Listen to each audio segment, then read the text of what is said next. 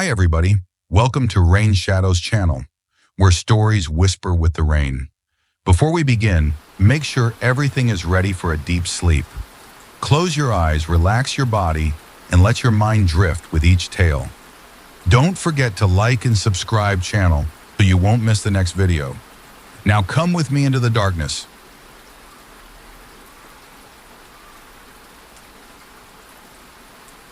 It started 2 weeks ago. The first time I didn't think much of it. I woke up suddenly, heart racing for no reason, the room dimly lit by the street lamp outside filtering through the blinds. I glanced at the clock on my nightstand, the cheap digital one I've had since college. 3:33 a.m. There was something odd about how perfect the numbers looked. Not just symmetrical, but intentional. I remember lying there, half awake, staring at the red glow, trying to shake off that uneasy feeling that sometimes clings to the edges of sleep. I rolled over and eventually drifted back. But then it happened again, the next night and the one after that. 33 a.m. every time. No dreams, no noise to wake me, just eyes snapping open, the same cold sweat on my neck, the same silence thick enough to press against my chest. At first I thought it was stress.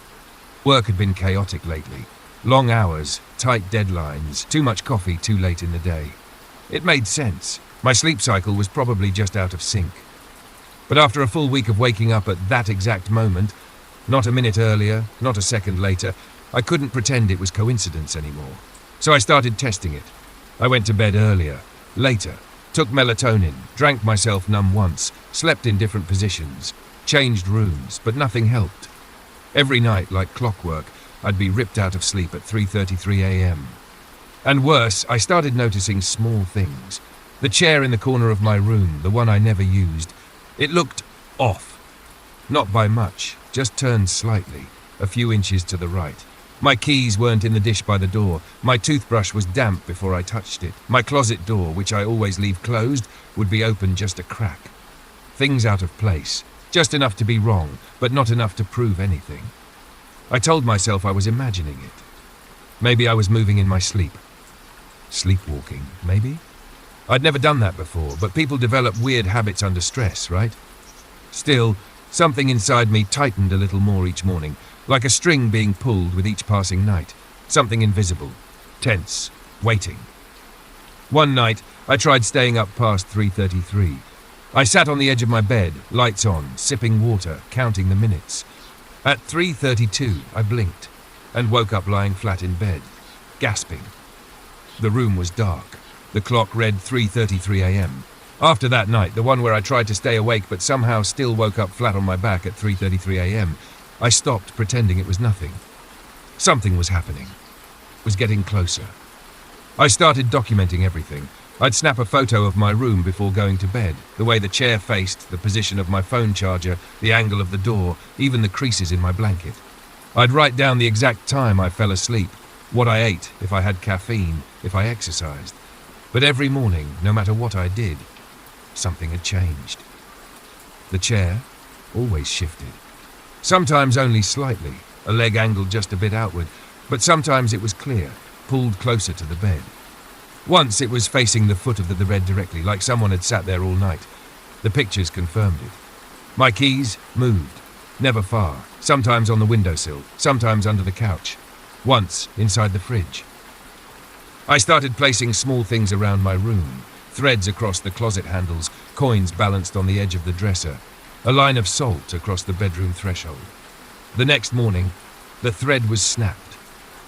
The coins scattered, the salt brushed away. Not stepped through, not blown, just gone, clean. And always, I would jolt awake at 3:33 a.m. I bought a motion sensor. Just one, placed it right by the door, aimed at the bedroom. It had a tiny green LED that flashed when movement was detected. I'd leave it armed, sleep with one eye half open, praying it would stay dark. The first night, nothing, no light. But the second night, I woke up like usual. The LED was blinking. Slow, steady. Something had moved. I checked the app. There was a log. Motion detected, 3:31 a.m. Earlier than usual. I checked the time-stamped photo the sensor took. It showed my room lit faintly by the glow from the hallway. and in the frame, partially visible between the doorway and the edge of the bed, was something. Not a person, not clearly, just a shape. Too tall, too narrow, standing impossibly straight like someone stretched upwards and blurred at the edges. No face, no features. Just presence. I stared at the image for a long time, trying to breathe through the rising panic. Then I noticed something else. In the corner of the photo, at the edge of the bed, you could see my hand. It was hanging off the side, limp. And the shape, it was reaching for it. I didn't sleep the rest of the night. I didn't move. I didn't even blink. Because for the first time I understood something I'd been too afraid to admit. I wasn't just waking up at 3:33 a.m. I was being woken up. I moved the motion sensor the next day. I placed it directly facing my bed this time, no more blind spots. I wanted to see everything. I needed to know what it was doing while I slept, what it was reaching for, what it wanted. I also bought a second one, put it on the ceiling, taped awkwardly above the headboard, aimed downward. If it moved again from any angle, I'd know. That night, I didn't take anything to help me sleep. I didn't want anything clouding my memory. I left the lights off, just the soft glow of the hallway nightlight seeping in beneath the door. I lay in bed, stiff as a corpse, heart already pounding long before midnight. I watched the clock, 1 a.m. My eyes were sore from staying open, but I didn't dare close them. Every second stretched like hours, my breathing shallow, ears tuned for the faintest creak or shift. The alarm didn't wake me, because I wasn't asleep, and I wasn't alone. There was a sound, barely audible, but I felt it, like the scrape of skin across drywall. Slow, grating, from above me. I didn't want to look, but I had to. My eyes flicked upward, and I saw it, pressed flat against the ceiling, limbs too long, too thin, curled unnaturally, was a figure, human-like, but wrong. Its head was turned fully upside down, neck twisted backward, so its face stared directly down at me, except it had no face. Just a smooth stretch of skin, stretched tight across bone. It didn't move. It just watched. I couldn't scream. My mouth opened, but no sound came. My body refused to move. I wasn't frozen from fear. I was held there. Something wrapped around my ankles, invisible, like hands beneath the mattress. Then it dropped, not fell. Violently, directly from the ceiling to the floor beside my bed, without bending its knees, without making a sound. And now it was standing, at full height, its head brushing the ceiling, limbs hanging like wires, one arm reaching toward my chest. It touched me. Not a slap, not an attack. A hand, heavy, flat against my sternum, and then everything went black. I woke up the next morning in the exact same position, flat on my back, the covers pulled neatly up to my chin. For a moment I thought it was a nightmare, until I stood up and felt the bruise. A palm-shaped imprint, dark purple, right over my heart. Perfectly centered, fingers long, too long. I checked the motion sensors, the footage was there, until 3:32 a.m. Then, static. And the next frame? Me, asleep, smiling. I left the apartment the next day. Didn't pack, didn't call work. I just grabbed my wallet, keys, and left the door swinging behind me. I drove for hours with no destination in mind, just away. From the bruises, from the cameras, from that time on the clock I couldn't bear to see again. I checked into a cheap roadside motel 3 towns over, the kind with buzzing lights and paper-thin walls. The front desk guy barely looked up. I asked for a room with no mirrors. He didn't ask why. That night I stayed awake until the sky turned blue. No 3:33, no flicker, no sound, no weight on my chest, just silence, and a kind of relief that felt more like exhaustion. I slept through the next night, and the next. Nothing happened. The time passed like it always should, unnoticed, unimportant. I almost convinced myself it was over, that I had escaped. But on the 4th night, something changed. I had a dream. I was standing in my apartment again, not the motel, but everything was wrong. The furniture was reversed, the walls too tall, the doorways too narrow. The light above my bed pulsed softly, dimming with every beat of my heart, and then I heard it, the whisper, from behind me, "You never left." I turned, slowly like my body didn't want to, and saw myself standing at the foot of the bed. But not me. It looked like me. Same clothes, same face. Same posture. But the eyes were too wide, and they didn't blink. The not me smiled, and in a voice that sounded like mine but didn't feel like mine, it said, "You've been dreaming since 3:33. I woke up in the motel bed, drenched in sweat, gasping for breath. But something was off. The lights weren't on. I always slept with the lights on. The clock beside the bed, not digital, just a cheap analog one, ticked softly in the dark. I turned it toward me. 3:33 a.m. My chest tightened. I shot up, heart pounding. But the air didn't move. The room didn't feel like a room anymore. The walls pulsed. The ceiling shimmered. Everything around me felt thin, like paper stretched over something else. Something deeper. Something waiting. I ran to the mirror above the sink, hoping to ground myself in reflection, but what stared back wasn't moving. My body, frozen in the mirror, just stood there, smiling, eyes wide. The reflection didn't match. I touched my face, raised a hand. The reflection didn't, it just watched. And then it whispered, "You never woke up." It's been weeks now, I think. I still see clocks, still see 3:33, everywhere, even when I close my eyes, especially then. And sometimes just before that time hits again, I catch a glimpse of myself in a window or a screen, still smiling, still waiting, still stuck in the moment where I thought I woke up. But I didn't. And maybe neither did you.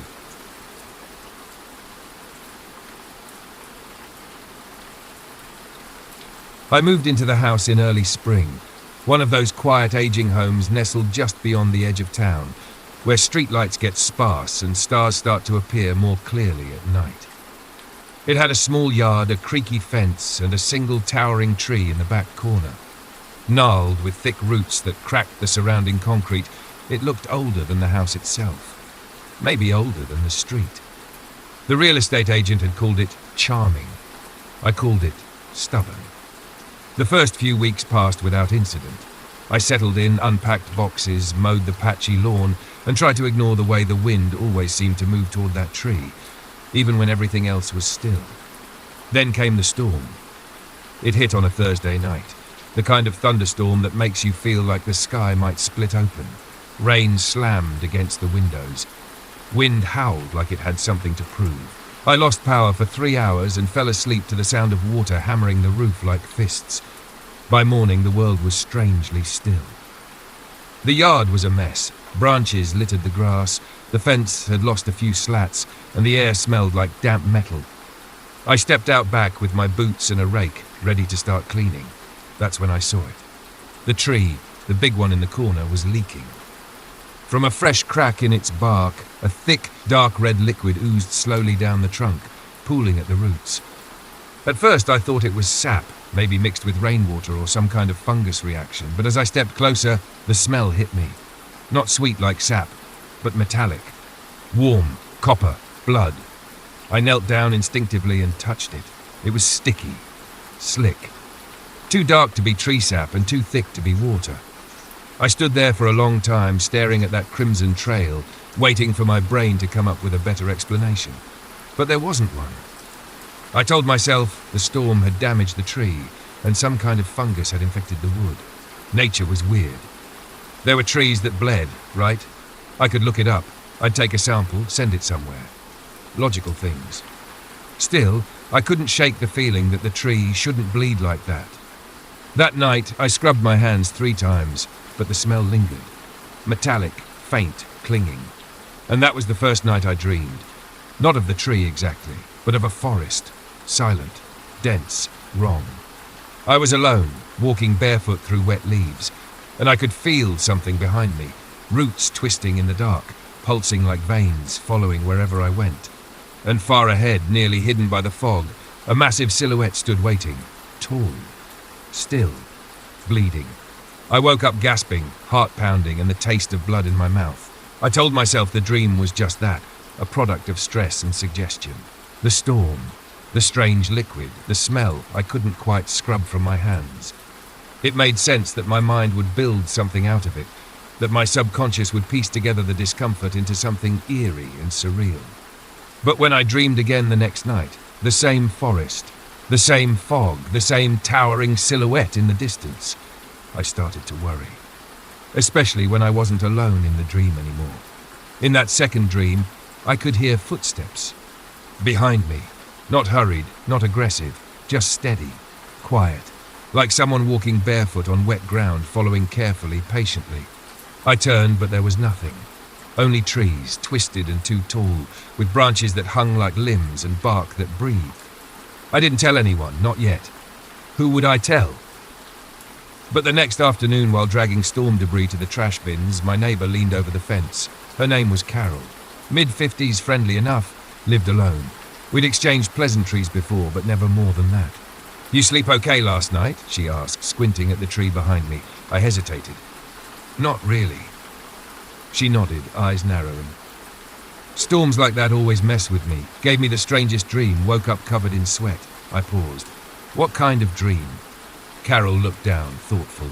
"A forest, big trees, really dark, couldn't find my way out, and I kept hearing someone whispering behind me." She laughed nervously. "Stupid, right?" My throat dried. "Was there anything ahead of you?" I asked. She blinked. "Yeah, a big tree. I never got close. Just saw it. Standing there, I think it was bleeding." Neither of us spoke for a moment. I asked if she had touched anything during the cleanup. She said yes. She'd tried to move a branch from my yard that had fallen near her fence. Said it was slick. Smelled like rust. I didn't tell her what I'd touched. I didn't need to. That night, I dreamed again. Same forest, but this time the trees were closer, denser.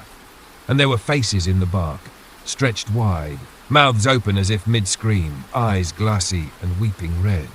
I ran in the dream, faster than I've ever moved in life. But the ground beneath me pulsed with every step, and no matter which direction I turned, the bleeding tree was always ahead. Waiting. I woke up with dirt under my fingernails. I hadn't left the house. I started researching trees that bleed. There were articles about sap discoloration, beetle infestations, even certain fungi that can cause dark ooze. But nothing that smelled like blood, nothing that caused shared dreams, nothing that made you feel like your house was slowly sinking into the roots of something older than the land it stood on. I started keeping the windows closed at night. I covered the back window with a blanket so I wouldn't see the tree, but it didn't help. Because now, even when I close my eyes during the day, I can hear the branches creak. And something beneath the floorboards, moving.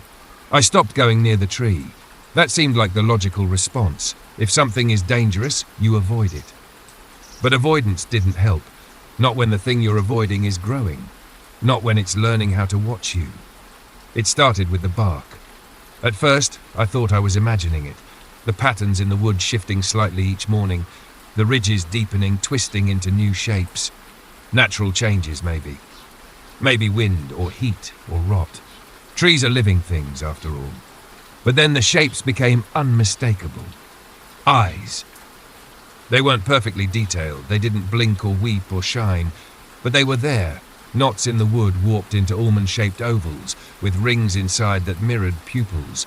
Some open wide, some narrowed like they were squinting, and they were always facing the house, always facing me. I tried to ignore them. I stayed indoors, drew the curtains, focused on work, on errands, on anything that kept me away from that backyard. But the dreams made it impossible. They came every night now, and each one picked up where the last had left off. Like a movie, I couldn't pause. The forest was no longer unfamiliar. I knew the path. I knew the scent. That awful metallic tang that filled the air like rot. The tree was always there at the end, closer than before, and now it had features. A face. Not just bark twisted into a suggestion of one, but an actual face. Mouth open wide, stretched vertically like it had been split. No teeth. Just rows and rows of roots twitching like tendrils. And I wasn't just walking anymore. I was being pulled. By the ankles, by the wrists, by something beneath the forest floor, dragging me toward its base. Toward the open mouth. I couldn't scream. I couldn't speak. The only sound was the creaking of wood and the slow, wet pulse of sap that dripped from its trunk like thick blood. I started waking up with pain in my joints, bruises I couldn't explain. My fingernails cracked like they'd been digging into something hard. My bed sheets were torn at the corners. And one morning, the worst yet, I found a single leaf in my bed, not blown in, not tracked in by shoes. It was damp, fresh, still bleeding. I stopped talking to my neighbour Carol after that. She wasn't herself anymore. Her eyes looked distant, cloudy, and when I asked how she was sleeping, she smiled too wide and said, "The tree says thank you." I didn't reply. I just backed away slowly and went inside. That night, I checked the camera I'd set up at the back window. I hadn't reviewed the footage in days.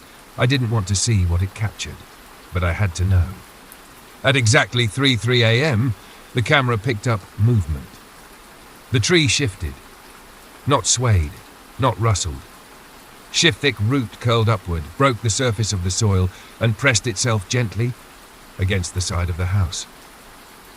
The next morning I called in sick to work. Not because I felt ill, although I probably looked it, hollow-eyed and pale with sleep-deprived tremors in my hands, but because I knew I couldn't keep pretending this was manageable. I couldn't rationalize roots tapping against the siding like... I couldn't explain the bleeding bark, the eyes that watched, or the dreams that now followed me into waking life. I had to do something. So I went to the garage and grabbed a hatchet. I didn't know what I was planning to accomplish. Maybe to take a chunk of bark to analyze, maybe just to prove to myself it was still a tree and not whatever it was becoming. Maybe I just needed to hit it, hurt it, see if it would bleed again. The wood felt wrong under the blade, not firm like healthy bark or brittle like rotted pulp, but soft like flesh. The hatchet sank in too easily. A spray of dark liquid spattered my hands and shirt. I stumbled back in revulsion. It was blood. There was no other way to describe it now. Warm, thick, pulsing out slowly like it had a heartbeat of its own. And then the tree groaned, not creaked, not cracked. A sound like a dying animal, buried beneath layers of soil and time, clawing its way toward the surface. I dropped the hatchet and ran inside, but I didn't sleep that night.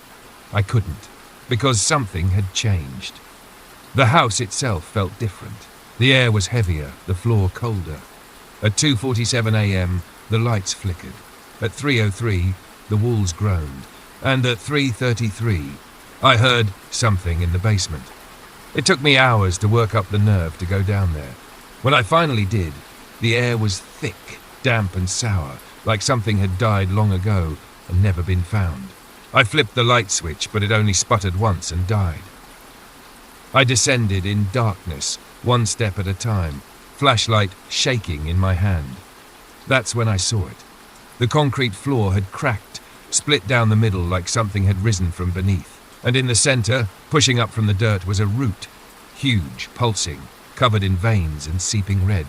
And beneath it, barely visible in the soil, were bones, dozens, some human, some not. Skulls fused into the root system, jaws frozen in silent screams, fingers entwined with tendrils. One hand was reaching upward, fingers snapped backward as if trying to crawl out. I backed away slowly, heart ready to rupture, but then I heard it again. That low, gurgling whisper that wasn't a voice, but still spoke. Stay. I ran. I don't remember locking the door behind me. I don't remember driving. I just remember trees on both sides of the road blurring past and all of them watching. I don't live there anymore. The property has since been sold. I check the listing every so often. The photos are always the same, but recently one caught my eye, a shot of the backyard. And there, in the bark of the tree, faint but clear, twisted, smiling, eyes wide open.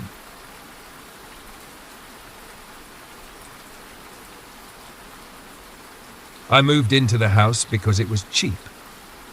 Too cheap, really. A one-bedroom rental just outside the city with a decent-sized yard and no shared walls. The kind of deal that vanishes in minutes on rental apps. When I first toured the place, it was a little dusty, a little worn, but structurally sound. The landlord, a man named Greg, seemed honest enough. Said it had been empty for about a year, and he was glad someone finally wanted it. I didn't ask why it had stayed vacant that long. I should have. The first week passed without incident. The plumbing groaned a little, and the heater clanked like it was clearing its throat at night. But that's just the soundtrack of old houses. I told myself I'd get used to it. But by the second week, I started hearing the footsteps. Soft, deliberate, always above me. At first, I thought it was the wind, the roof expanding, maybe squirrels or raccoons. It was that kind of noise, faint but consistent. Almost like someone was pacing slowly across the attic, back and forth, right above my bed. I tried to ignore it, but the sounds came only at night, never during the day. Always between 2 and 4 a.m. The exact time varied, but it always started with the same rhythm, a few steps, then a pause, then a few more, like someone was waiting between each step. I told myself it was animals, maybe a family of raccoons. I bought traps, sprinkled cayenne powder near the gutters. I even called a pest control guy, who came during the day, poked around the attic entrance, and told me it was clear. Of course, it was clear. The noises didn't happen when anyone else was around. Only when I was alone. Only when I was trying to sleep. I considered putting in earplugs, but the sounds were vibrational. Not just noise, presence. Like pressure above me, faint creaks in the wood, the shift of weight. I started sleeping on the couch in the living room just to put distance between me and the attic. It didn't help. The third week, I woke up to something new. Not a sound, a draft. Cold air coming from the attic door, which somehow had been left slightly open. I always keep it shut. It's one of those square panels in the hallway ceiling. You need a ladder to reach it. I hadn't touched it since moving in, and yet there it was, hanging just an inch ajar, swaying slightly in a breeze that shouldn't exist. I stood under it for a long time, staring up into the dark slit. No movement, no sound. But the air smelled, like breath, like someone had been sleeping up there for a long time. I closed it, pushed the panel back into place with a broomstick, and tried to forget. But that night, as I lay in bed and listened to the silence above me stretch too long, I heard something new. Not footsteps, not creaking, just the faintest sound of breathing. I told myself the breathing was in my head, that it was the house expanding, the wind slipping through cracks, the radiator making ghost sounds, all the usual excuses you reach for when you're too scared to admit the truth. But the moment I heard it again, faint, steady, alive, I knew it wasn't the house, it was someone. Above me. The next day, I bought a ladder. It was a cheap aluminum one from a hardware store 2 towns over. I didn't want to ask the landlord. I didn't want to involve anyone else. I had no proof, no real evidence, and some part of me was terrified of sounding unhinged. But I couldn't sleep. Not with that door above me. That night, around 5 p.m., I set the ladder beneath the attic entrance and slowly pushed the panel open. A puff of old dust and insulation flakes rained down on my head. The air that greeted me was stale, thick, like a closet that had been sealed too long. I climbed up. The crawl space wasn't big. Maybe 4 feet high at the tallest point, lined with wooden beams and old insulation, some of which had peeled and sagged like cobwebs. The floor was covered in a layer of dust so thick it dulled my flashlight beam. And that's when I saw them. Footprints, bare, long, human. They trailed from one side of the attic to the other, pressed deeply into the dust, heel to toe. Not random, not animal. Deliberate. My heart pounded. I followed them slowly, one hand gripping the beam above until I reached the far corner, a darker patch where the insulation had been pulled away. I crouched down and saw something glinting in the shadows, a food wrapper. Then another. An old, crusted water bottle. A dirty blanket, a stained hoodie, a small pile of crumbs, and right in the center, half buried under insulation, a smartphone. It was powered off, covered in smudges, old model, cracked screen, but when I pressed the power button it buzzed once, then lit up. I didn't want to look. I knew what I might find, but I couldn't stop myself. The gallery was filled with videos, over 20 of them, all short, all labelled with timestamps. I clicked one at random. It was footage of me, asleep in bed, shot from above, from the crawl space vent directly over my room. The angle was distant, but clear. I was turned on my side, blanket half kicked away. A soft blue light from my alarm clock glowed on the nightstand. There was no sound, just breathing. Close. Raspy. Whoever was filming was breathing into the mic. And in the last few seconds of the video, the camera tilted down. Just enough to show the edge of the attic floor. A hand appeared. Fingers long. Pale. gripping the vent as if preparing to open it. I didn't move for a long time, just sat there in the dust and dark, knees drawn to my chest, the phone still glowing faintly in my hand. I felt like I'd crossed some invisible line, not between safety and danger, but between denial and understanding. This wasn't a haunting. It wasn't a ghost story. Someone had been living above me, watching me, recording me. I climbed down the ladder slowly, legs shaking with every step, and sat on the floor of the hallway for almost an hour before I worked up the nerve to open the phone again. There were 27 videos total, each one taken at night, each one between 2 and 4 a.m., all shot from the same angle, a fixed spot behind the attic vent looking directly into my bedroom. The earliest one was from my third night in the house. In that clip, I was just getting into bed, reading for a while, turning off the lamp, rolling over. The next few were the same. But by video 6, things began to change. In that one, the camera starts to shake slightly, like the person filming is breathing heavier or excited. And then, for the first time, a hand appears in the frame. It lingers at the edge of the vent, thin fingers, nails short, motionless, as if savouring the moment. Video 10, the vent cover is lifted slightly, just an inch or two, enough to make a soft click that I must have heard in my sleep, enough to let the camera tilt lower, capturing more of me, my exposed neck. Video 13 is what made me feel sick. In that one, the camera is closer than before, not just near the vent, it's in the room. The angle is lower, shakier. The person is no longer filming from the crawl space. They're standing at the foot of my bed, watching me sleep. I could see myself clearly in that one, lying on my side, unaware, the blanket pulled slightly off one shoulder. The video ends suddenly, like the camera was tucked away fast, like whoever filmed it heard something. I watched them all, couldn't help it. Like peeling off a scab you know you shouldn't touch. The final clip was the shortest, only 11 seconds.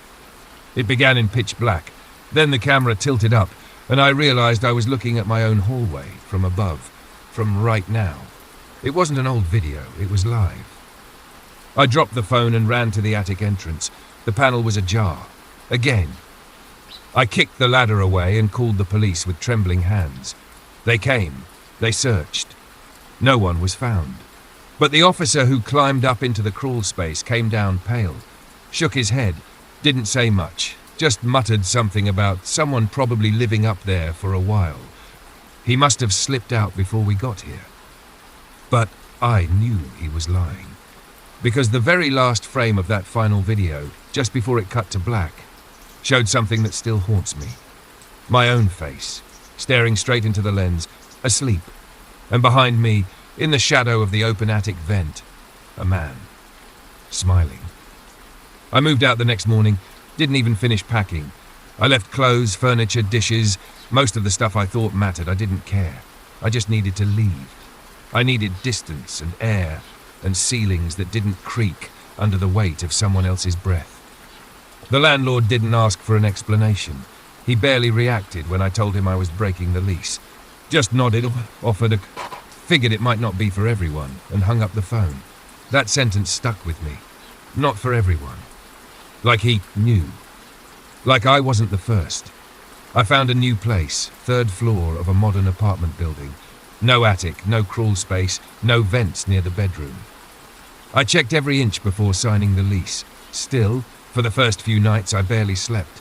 No creaks, no breathing, but my dreams were wrong. At first they were just dark, claustrophobic, like being trapped under floorboards, unable to move, watching dust dance in narrow shafts of light. Then they grew louder. In one, I was in my old room, except I was the one above, crawling through insulation, watching myself sleep. In another, I was staring at a phone screen again, watching a live video feed from above a bed that wasn't mine. A different room, a stranger, sleeping and someone breathing behind the camera. Then on the 6th night, I woke up at 3:17 a.m. Not to a noise, to a feeling. That I wasn't alone. The air had changed, heavier, somehow like something was displacing it just outside my field of view. I sat up slowly. The room was still, the walls were clean, the ceiling untouched, but my closet door, which I always leave shut, was open, just slightly. I got up, heart thudding, and approached it with the slow dread of someone walking toward their own funeral. I turned on the light. Nothing. No one. Just clothes and shelves and shadows. But when I stepped closer, I noticed something odd. The vent at the top of the wall, meant for airflow, was unscrewed. 2 of the screws sat on the floor beneath it, and the vent cover, it had been pushed outward, just an inch, like something had looked out. I didn't sleep the rest of the night. In the morning, I filed a report, called maintenance, told myself it must have been loose from the start. But I knew better. Because last night I found something on my phone. A video, unlabeled, no timestamp, just 13 seconds long. It showed me asleep in my new bed. The angle from above. And in the final second, the camera turns slightly, not toward me, but toward something behind the lens. And I swear, even through the blur, the dust, the dark, I saw him. That same pale face. Those same empty eyes. Still watching, still smiling. And still somewhere just above me.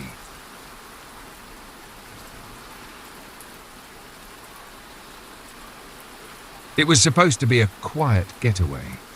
3 days off-grid with 2 of my closest friends. No reception, no notifications, no buzzing emails or glowing screens. Just pine trees, cold river water, and the crackle of a fire. We'd been planning it for months.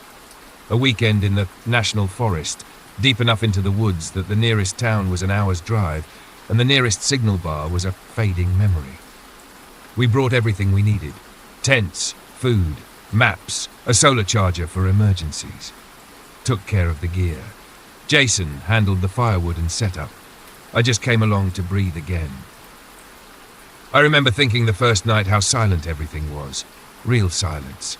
Not the dull hum of a fridge or distant cars or neighbors through the wall, but forest silence, where every snap of a twig or flap of wings sounds personal, alive. We set up camp in a clearing near a slow-moving stream.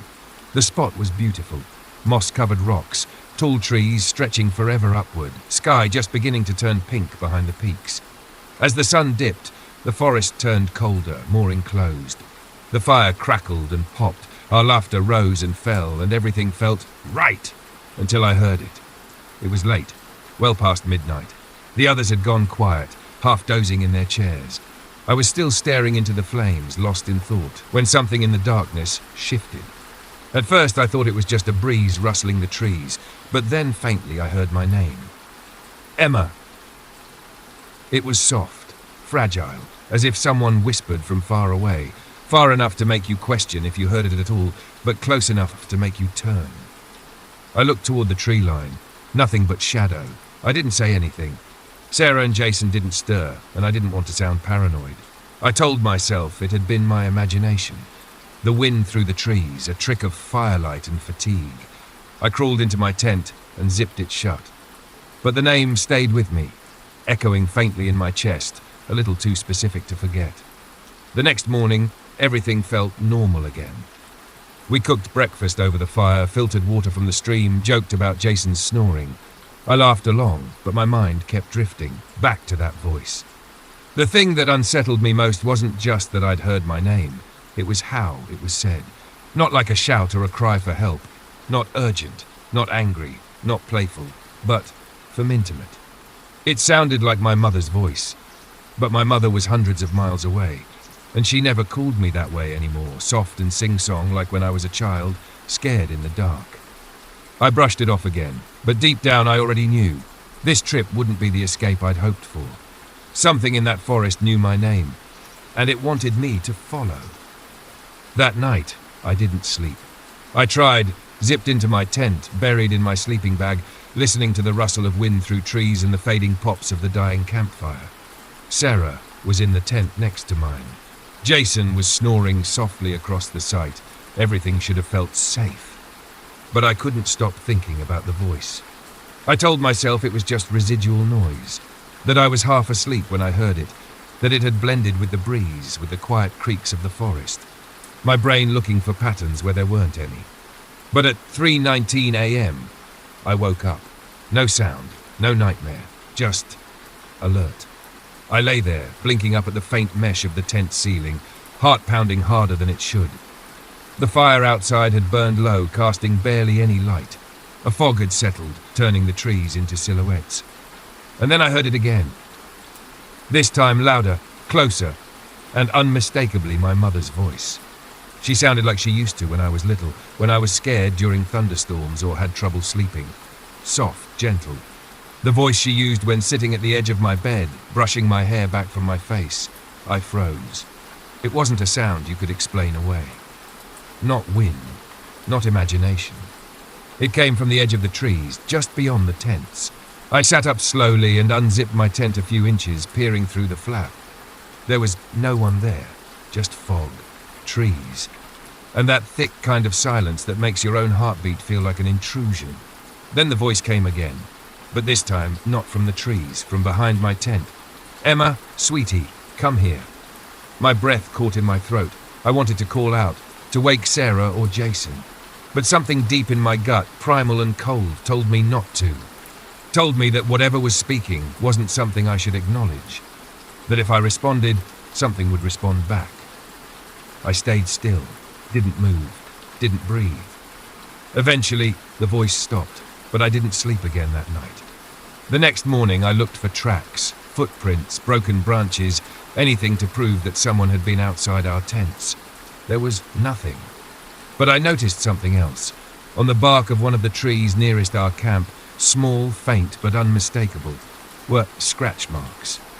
4 parallel grooves dragged deep into the wood, too high to be a small animal, too deep for a raccoon or deer.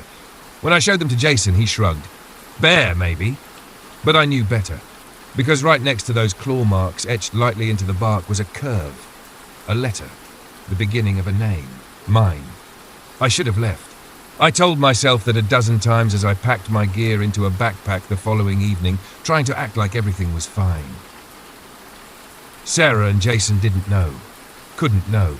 I didn't tell them about the voice, the claw marks, or the letter carved into the bark. What would I even say? Hey, my mom's voice is calling me from the trees at night and scratching my name into trunks. Do you think that's normal? I barely believed it myself.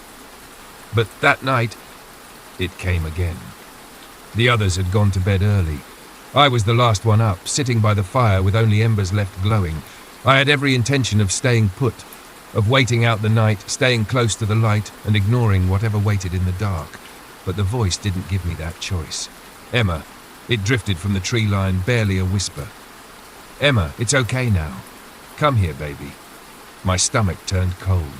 It was her voice, my mother's voice. But there was something off in it this time. The cadence was wrong, like someone reciting from a script, too even, too perfect, like a recording. I stood up before I knew what I was doing. The forest was silent, still, dense with fog between the trunks. The fire crackled once behind me, like it was trying to keep me there, but my feet had already begun to move. Each step felt heavier than the last. The voice drifted ahead of me like a trail of breadcrumbs. Sometimes it was my mother's voice.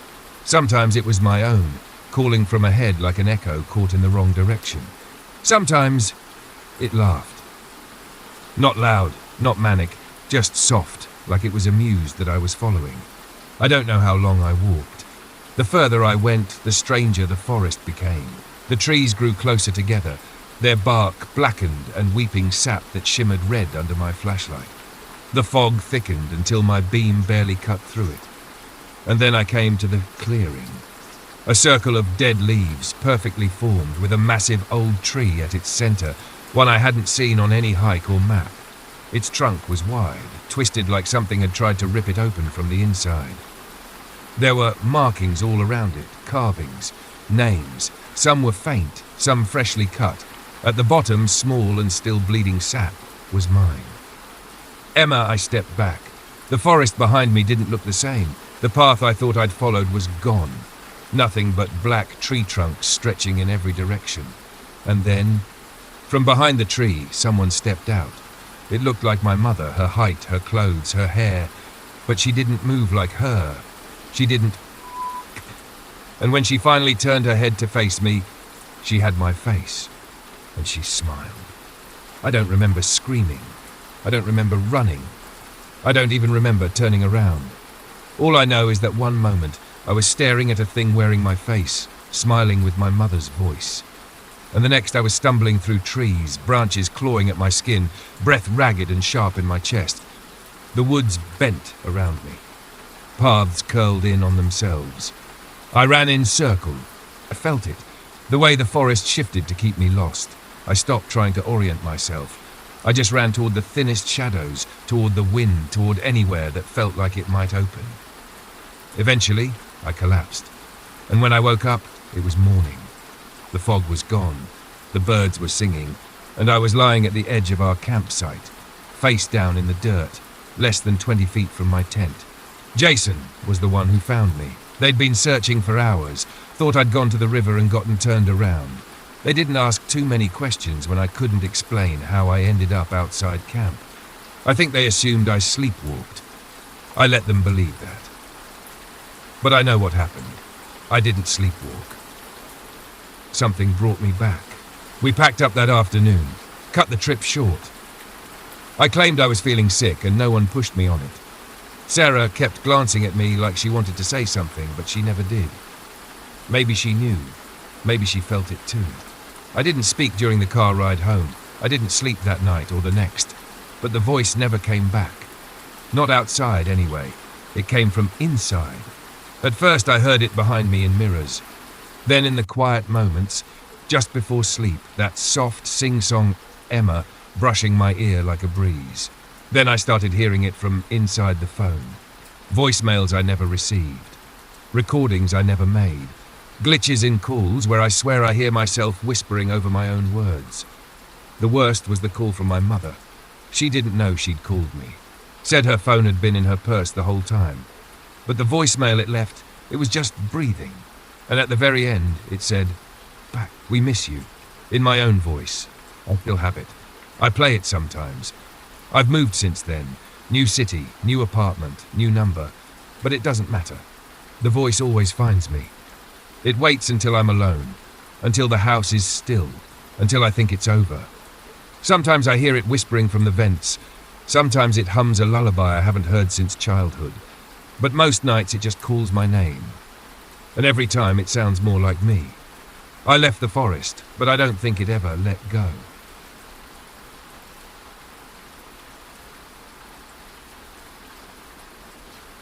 It was the silence that made it strange. Rain isn't supposed to be quiet. It's supposed to drum on the roof, lash at the windows, fill the gutters with gurgling water. It should come with wind, with distant rumbles of thunder, with the kind of heavy sky that settles deep into your bones. But that night, it didn't. That night, it fell like a whisper.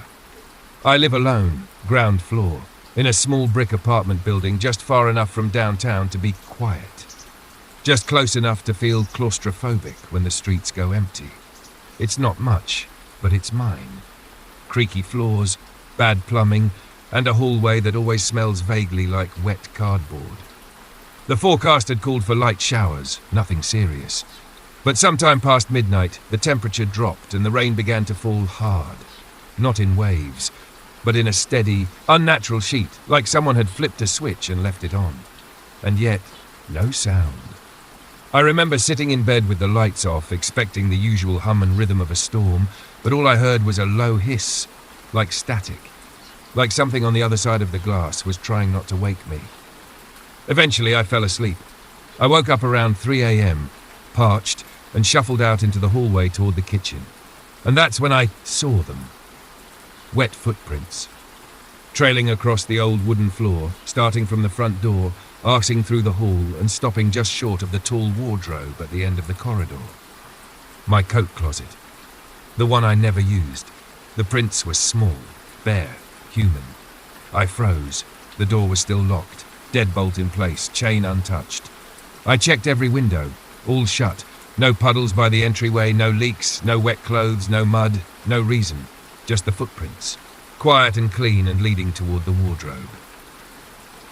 I stood there for a long time, barefoot on the cold floor, heart thudding hard against my ribs. It didn't make sense. None of it did. I didn't open the wardrobe. I didn't want to know. Instead, I got a towel, wiped the prints away. Told myself I must have been sleepwalking, that maybe I'd spilled something and stepped through it, that it was nothing. But before I went back to bed, I checked the closet door. It was closed. Not locked. There's no lock. But closed. I pressed my hand against the wood. It was damp. Not from the outside, from within. The next day, I tried to forget. It's easier than you'd think, pretending something didn't happen, especially when it's just strange enough to unsettle you, but not strange enough to call the police over. You tell yourself a story, you repeat it, you make it yours. Sleepwalking, condensation. Maybe I tracked in water without realizing. The floor's uneven, wood warps. Nothing followed me home, nothing came in. That's what I kept telling myself. And for the next 24 hours, I believed it. Until the rain came again. Same time. Same silence. I was already wide awake, lying in bed and staring at the ceiling when it started. That faint hiss, no thunder, no wind, just rain falling like a curtain, smooth and unnatural. I sat up slowly, heart already pounding. I don't know what I was expecting when I stepped into the hallway. Maybe nothing. But the prints were there again. Wetter this time. Trailing in a different pattern, starting from the door, cutting across the hall in a lazy arc, and stopping just outside my bedroom door. My bedroom. They hadn't stopped at the wardrobe. I didn't scream. I didn't move. I just stood there, staring at the glistening prints that hadn't been there a minute ago, still shimmering with moisture, still fresh. The door was locked, same as before. The chain still swung gently against the frame, no broken windows, no open vents, just footprints, always bare, always small. I backed into the kitchen and stood there for what felt like hours. My throat was dry, my palms slick. I couldn't explain it. I didn't want to try. Eventually, I grabbed every towel I had and wiped the floor down again. This time, I didn't check the wardrobe. This time, I avoided it like a wound. The next morning, the wood in the hallway was warped, swollen slightly along the path the prints had taken, as if water had soaked in and settled. The rest of the apartment was bone dry. That afternoon, I bought a camera, just a simple one, motion activated. I set it up in the hallway, angled toward the front door and the wardrobe. I didn't tell anyone, didn't post about it, didn't even save the footage to the cloud, just the memory card. That night, the rain returned. So did the silence, and so did the footprints. I didn't check right away. I stayed in bed, frozen in place, watching the strip of hallway light beneath my door, like it might suddenly darken with a shadow. In the morning, I reviewed the footage. The camera recorded nothing at first, just stillness. Then, just past 3:12 a.m., the sensor activated. The frame remained empty, but the floor started to change. Dark spots bloomed, one by one, in the shape of feet, as if someone invisible were walking across the floor, their steps soaking into the wood. And at the end of the hallway, the wardrobe door opened on its own, slowly, silently, then stopped, just wide enough for something to see out. I didn't check it right away. After watching the footage, watching that door ease itself open without a hand, without a body, I just sat there, staring at the paused frame. You always think you'll be brave when it counts, that when something truly unexplainable happens, you'll rise to the occasion, confront the unknown, take back control. But I didn't. I turned off the camera, unplugged it, and for the rest of the day, I avoided the hallway like it was a mouth ready to swallow me. By nightfall, the sky darkened again. I didn't check the forecast anymore. I didn't need to. I could feel it coming, in the shift in air pressure, in the way the walls of the apartment seemed to hold their breath. And when it began to fall, it wasn't a surprise. That silent rain, that wrong kind of rain. I turned every light on in the apartment, left music playing in the living room. I even dragged a chair in front of the wardrobe door, as if that would somehow stop it. But I couldn't sleep. I just lay there, counting the seconds between each crack of floorboard, each hum of the refrigerator, each twitch of my own nerves. And then the music stopped. Not skipped, not paused, cut. Like the sound had been swallowed whole, and in the sudden silence I heard it. Creak! The wardrobe. I crept into the hallway, my feet pressing into the boards, praying they wouldn't make a sound. The chair I had placed in front of the wardrobe was still there, but it had been moved slightly to the side, just enough to clear a path. The door was open again, wider now. Darkness pooled inside, thick and heavy like it had weight. I don't remember deciding to look. I don't remember taking the steps forward, but I found myself standing in front of it. Flashlight in one hand, the other trembling as I reached for the handle. The light flickered as I swung the door fully open. At first it was just coats, shadows of sleeves, the faint scent of mildew and dust. My breath fogged in front of me, the air colder inside the wardrobe than in the rest of the apartment. And then I saw it. At the very back, beneath the lowest shelf, a small wet footprint, pressed into the wood. And beside it, resting against the wall, was a damp handprint, smeared as though someone had slid their fingers across the inside. I reached in slowly, brushing coats aside, and that's when I heard it, from deep within the wardrobe. Not loud, just breathing. Not mine. And not human. It was laboured, wet, ragged, like something trying to remember how lungs worked. I dropped the flashlight. By the time I scrambled back and turned on every light again, the wardrobe door had swung shut. But there was something new now. A trail of wet footprints, starting inside the wardrobe and leading back out. I didn't sleep that night. I sat in the kitchen with every light on, gripping a cup of cold coffee like it was some kind of shield. My eyes stayed fixed on the hallway, on the wardrobe door, which now sat perfectly shut. The footprints dried by morning, but the floor still felt damp beneath my feet. The wood was beginning to warp, a soft give under the boards, like something was swelling up from beneath. I packed a bag, left the apartment, told myself it was over, that it was the place, the hallway, the weather, the stress, not me. That whatever I'd felt, whatever had followed the rain, hadn't followed me. I rented a hotel room 3 towns over. No wardrobe, no creaky floorboards, no strange rain. But the first night there, as I sat on the edge of the unfamiliar bed, I noticed something. The air was too still, and in the silence I could hear it, that soft dripping, like water pooling on the carpet. I turned slowly, and there they were, footprints. Wet, bare, child-sized, trailing across the hotel carpet, coming from the bathroom this time. No leak, no puddle, just prints, leading toward the closet. This one was smaller, a sliding panel. It was open half an inch. I didn't touch it. I left again the next morning. Drove for hours, didn't stop until I crossed 2 state lines and found a roadside motel with no closets at all, just hooks on the wall and nowhere for anything to hide. I stayed there a week, and the rain didn't come. But something else did. One night, I went to the sink to brush my teeth and wiped away the fog from the mirror, and there, just for a second, before it faded, was a handprint, pressed to the inside of the mirror, too small to be mine. And written beneath it, barely visible in the condensation, were 3 simple words: "Let me out." I left again. I don't stay anywhere long now. I avoid storms. I sleep under bright lights and tape over every vent, cover every mirror, never let the room go still enough to invite silence. But it always finds a way back. Sometimes it starts with the temperature dropping. Sometimes it's the sound of soft footsteps behind me that never quite match my own. But most often, it starts with the rain. That same quiet downpour, hitting the windows without wind, without thunder, like it's falling only for me. And always when I hear it, I know I've waited too long. Because when the rain comes, so do the footprints. I don't think it ever left. I think it just waits, and every time it rains, it remembers the way back in.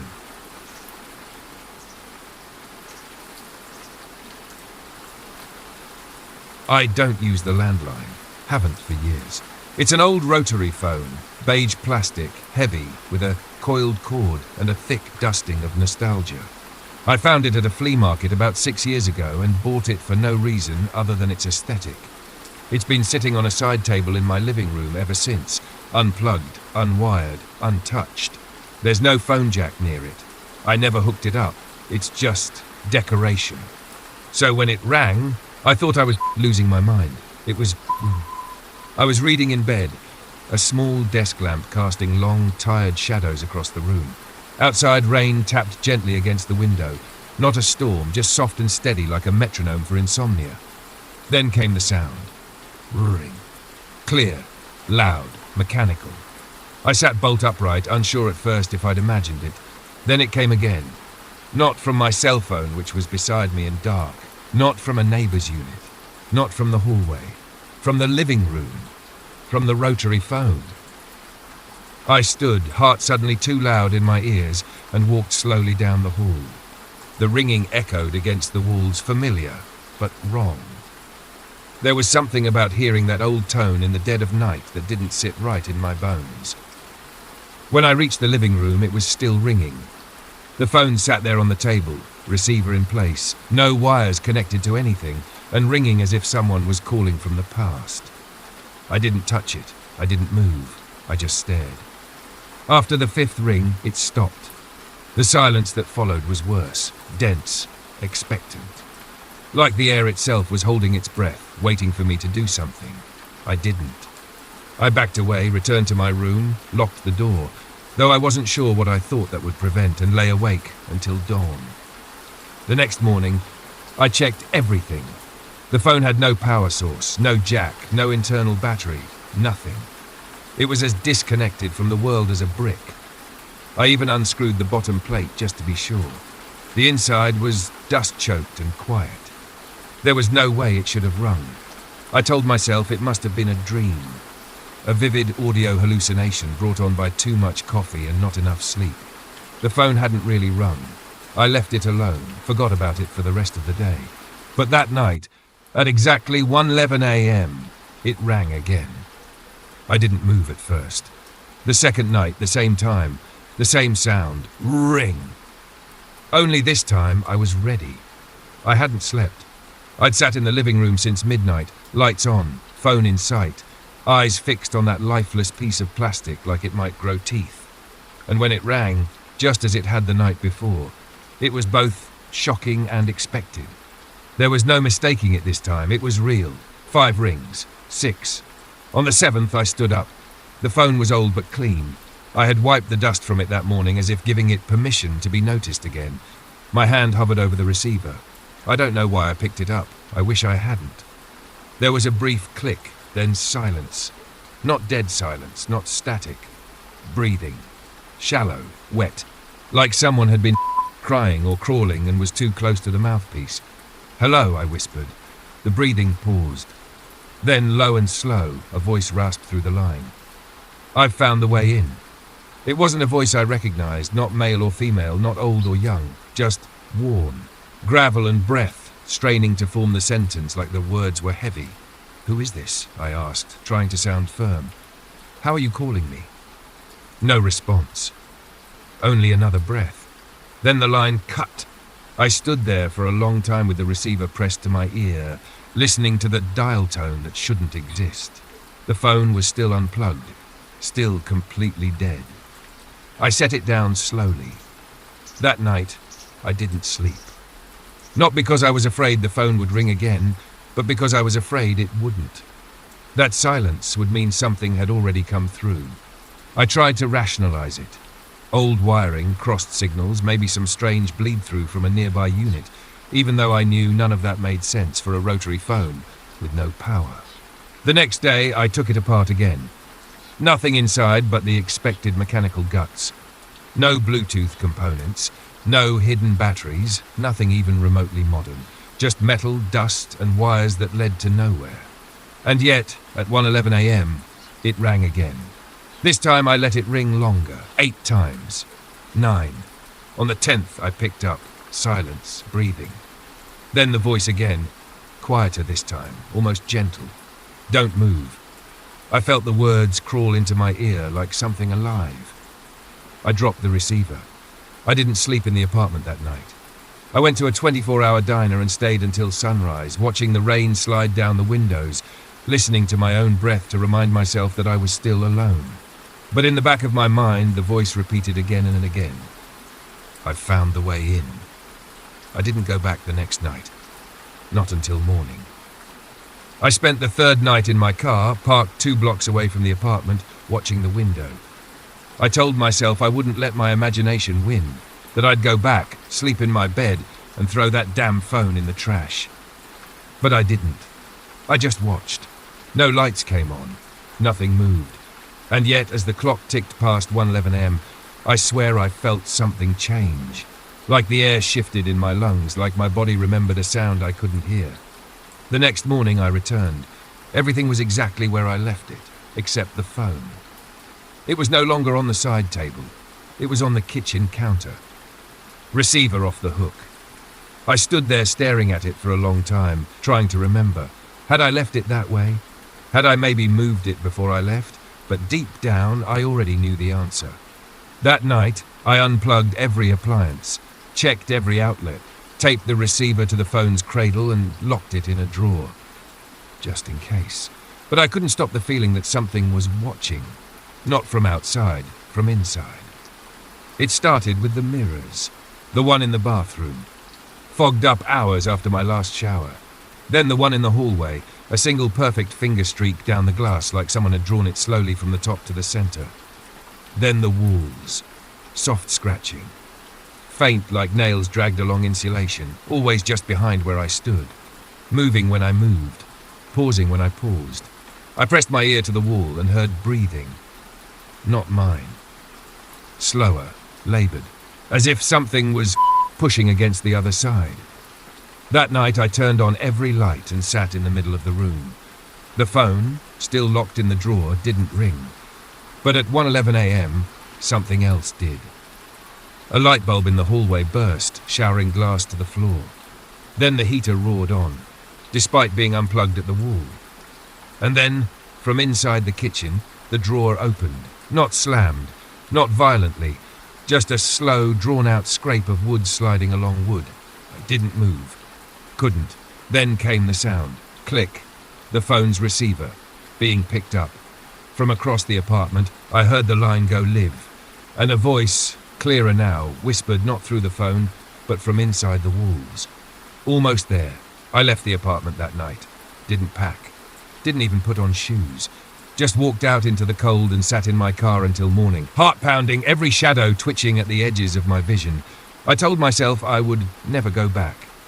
But I did. Curiosity. Stubbornness. Something worse. I returned just after dawn. The air inside was stale, unmoving. The drawer I had locked the phone in was still open, the receiver resting on the floor beneath it. Not dropped, but placed, carefully. I threw it away. Finally. Took the phone out back and smashed it into pieces. Plastic, wire fragments of an impossible voice. I buried the remains in the dumpster, washed my hands until the skin turned raw. That night, the apartment was quiet. No scratching, no lights flickering, no 1:11 a.m. phone call. But as I lay in bed, almost allowing myself to believe it was over, the doorbell rang. I froze. It rang again. Slow, deliberate. I crept to the peephole, heart in my throat, and looked out. No one was there, only darkness and the flicker of the hallway light buzzing quietly. But when I turned back toward the living room, something was different. The mirror. It was fogged. From the inside. I stepped closer, breath shallow, and wiped the glass. There was a message smeared into the condensation, 5 words. I never needed the phone. I stumbled back. Every light in the apartment flickered once, then died. Then the heater turned on, and the walls began to breathe. That's the only way I can describe it. A low, rhythmic expansion and contraction, like the entire apartment had lungs. And from somewhere behind the drywall, the voice returned. Calm now. Confident. Close. I told you I found the way in. The temperature dropped instantly. My breath misted in the air. Every window began to fog, words scrawling into the glass from unseen fingers. Let me out. Let me in. I ran.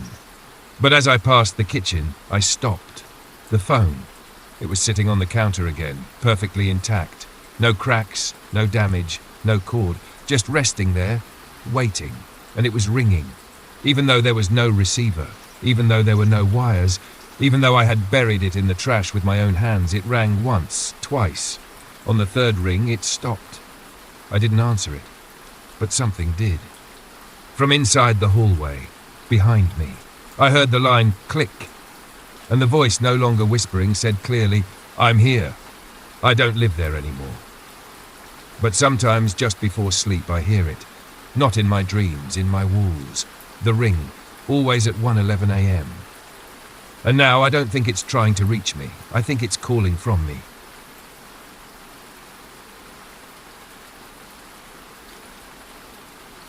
It started like any other night. I'd gone to bed around midnight, read for a while, then drifted off sometime past 1 a.m. I live alone in a one-bedroom apartment, quiet, modest, tucked at the end of a hallway on the 3rd floor. The kind of place where nothing ever really happens, and the most excitement is when the neighbour's cat finds its way into the stairwell. I woke up thirsty. It wasn't unusual. I often stir around 3 a.m., never from a nightmare. Just a dryness in my mouth, or the faint creak of the building settling. A blink, a stretch, a yawn. The hallway light was off, but I'd left the kitchen bulb on dim. A habit from childhood, I guess. I swung my legs over the bed, slid on my slippers, and opened the bedroom door. That's when I saw it. There was something lying in the hallway. At first I thought it was a pile of laundry. Just a strange shape on the floor, slumped near the wall where the light from the kitchen spilled out. But then I stepped closer and I saw the arm. Pale, still.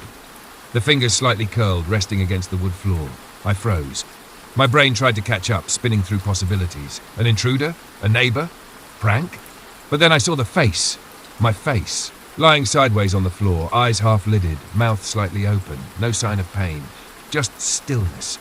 Still and silent and completely wrong. It was me. I took a step back, my breath catching in my throat. I was looking at my own body.